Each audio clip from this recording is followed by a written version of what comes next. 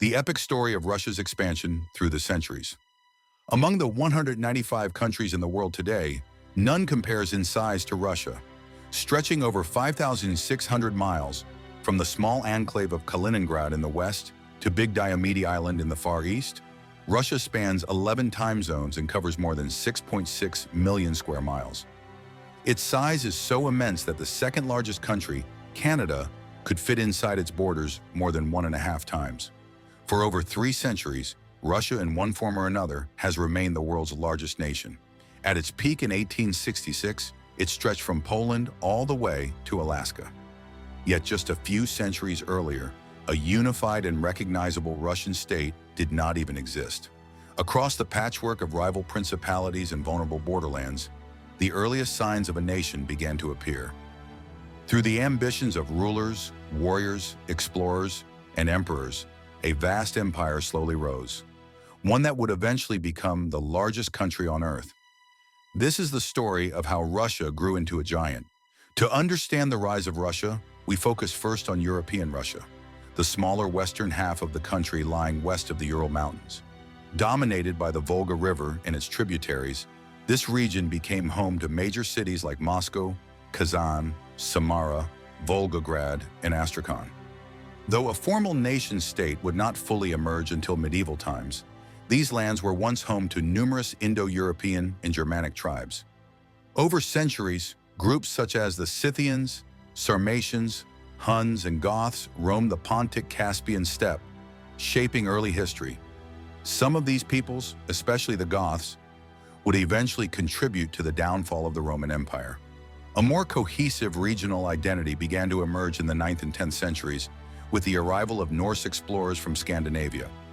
Though Vikings are popularly associated with raids in Britain and Western Europe, they were even more active in Eastern Europe.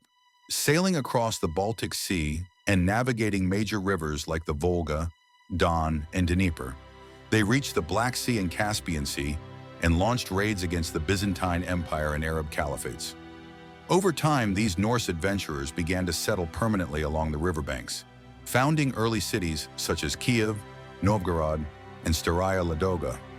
These ruled themselves as independent city-states. Known as the Rus, the Norse rulers gradually assimilated with the local Slavic population and expanded their territories.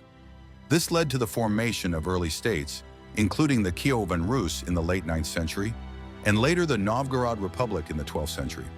By the 13th century, the prosperous republics and principalities of Western Russia, Novgorod, Pskov, Suzdal, and Moscow, thrived on trade and commerce. Novgorod especially benefited from connections to the Hanseatic League of merchant cities. But in 1223, a new threat appeared from the east: the Mongols. Under Genghis Khan and his successors, the Mongols swept across the Eurasian steppe, conquering every city in their path. They clashed with a coalition of Rus principalities at the Battle of the Kalka River, then withdrew, only to return 14 years later. This time, they subdued almost all the southern Rus lands, destroying cities like Kiev in 1240 and absorbing the territory into the empire of the Golden Horde. Northern principalities such as Moscow and Novgorod avoided destruction by accepting Mongol rule and paying heavy tribute. For nearly 2 centuries, Mongol Khanates dominated Western Russia. The Golden Horde, the Crimean Khanate, and the Kazan Khanate exerted immense influence over the region. By the early 15th century, however, Mongol power was weakening as new empires rose in the Middle East and China. In Russia, the Duchy of Moscow began to rise, especially during the reign of Ivan III, Ivan the Great, who ruled from 1462 to 1505. He defeated the Kazan Khanate, conquered Novgorod, absorbed Pskov, and united the surrounding lands. By the early 16th century, a centralized Russian state stretched from Lake Ladoga down the Volga River. This expansion continued under Ivan III's grandson, Ivan IV, better known as Ivan the Terrible. In 1547, Ivan IV crowned himself the first Tsar of all Russia and initiated the eastward push beyond the Ural Mountains. Initially, this mission was carried out by small Cossack bands, skilled horseback fighters of the steppe. Under leaders like Yermak Timofeyevich, they conquered the Siberian Khanate in modern Kazakhstan and pressed deeper into Siberia. Within a century, Russian explorers reached the Kamchatka Peninsula on the Pacific Ocean. During the 17th and 18th centuries, small settlements appeared across Siberia as Russia slowly expanded toward the Pacific. This effort continued across the ocean itself. In 1733, Danish explorer Vitus Bering, serving Russia, sailed eastward, eventually discovering Alaska in 1741. Though he died during the expedition, his findings led Russian fur trappers and adventurers to settle the region, allowing Russia to claim Alaska.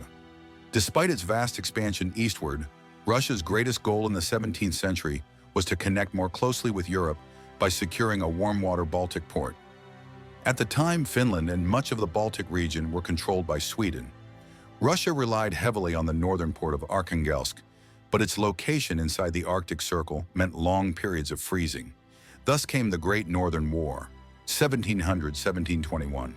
Under Tsar Peter III, better known as Peter the Great, Russia defeated Sweden and gained control over territory around the Gulf of Finland, modern Estonia, and Latvia. With these lands secured, Peter founded a new capital on the Baltic Sea, St. Petersburg, named after himself. Peter the Great also spent time in Western Europe studying technology, science, and shipbuilding. Returning home with new ideas, he began modernizing Russia, transforming it into a major European power by the end of his reign in 1725. Later in the 18th century, Catherine the Great continued Russia's expansion. She pushed south into lands controlled by the Ottoman Empire. After defeating the Ottoman Turks in 1774, Russia seized key cities and advanced into the Caucasus, Crimea, and northeastern Balkans. Catherine also benefited from the collapse of the Polish-Lithuanian Commonwealth.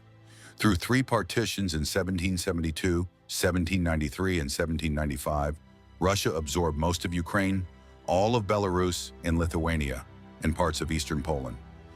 By the early 19th century, Russia's immense size and population made it one of Europe's most powerful states. This power became evident during the Napoleonic Wars. Though Napoleon invaded Russia in 1812, the sheer size of the country and the brutality of its winters shattered the French army. When the war ended in 1815, Russia emerged stronger, gaining control of parts of Poland and Finland. In the following decades, Russia fought further wars against the Turks and Persians, making additional gains in the Caucasus and around the Black Sea. The 19th century marked the height of the Russian Empire, but Europe's other major powers, especially Britain, feared Russia's continued growth. In the Far East, Russia gained valuable land from China in 1861, founding the port city of Vladivostok. In 1867, it sold Alaska to the United States for $7.2 million, roughly $151 million today. Russia then shifted its focus to Central Asia, bringing it into conflict with British interests in India and Pakistan. This rivalry became known as the Great Game. Though Russia failed to control Afghanistan, it did conquer territories in what are now Kazakhstan, Uzbekistan, Tajikistan, Turkmenistan, and Kyrgyzstan.